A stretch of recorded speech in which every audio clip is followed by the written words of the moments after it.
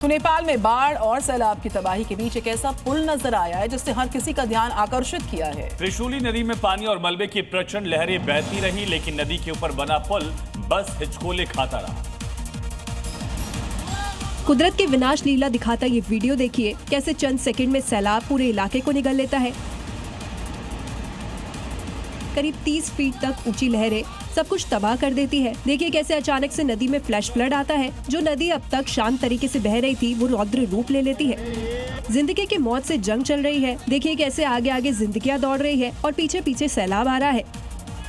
यहाँ एक एक सेकंड जान पर भारी है। कुछ खुशकिस्मत हैं जो सैलाब को मात दे देते हैं, जबकि कईयों को सैलाब देखते ही देखते निगल जाता है।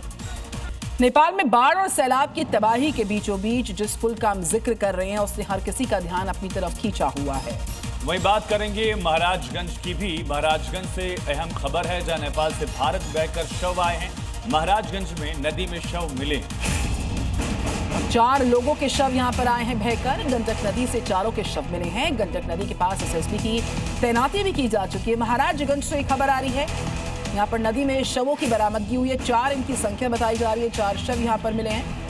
नेपाल से भारत बहकर आए हैं ये शव। तो त्रिशूली नदी का ही पानी गंडक का या नारायणी नदी जिसे कुछ जगह कहते हैं यहाँ पहुँचता है, और यही वजह की डेड बॉडीज यहाँ से रिकवर की जा रही हैं। एसएसबी ने डेड बॉडीज को यहाँ से रिकवर किया है और वापस सामान्य से नेपाल तक वापस पहुँचाया जाए।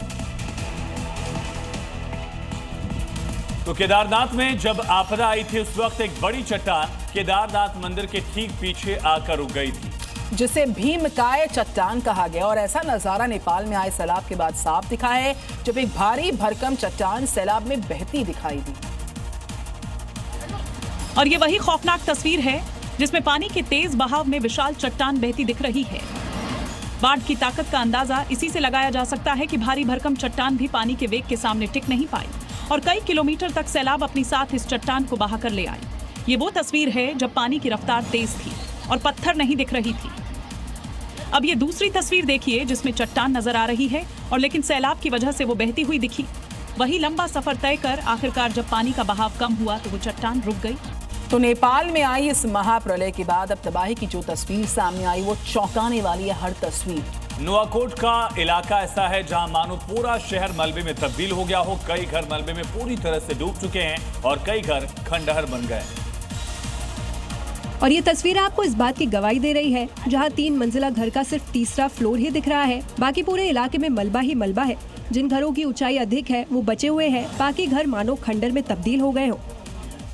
सैकड़ों घर, होटल, बैंक और रेस्टोरेंट मलबे में समा चुके हैं। मलबे के विशाल ढेरों के बीच फंसे और लापता लोगों को निकालने के लिए आपदा प्रबंधन टीमें लगातार काम कर रही है।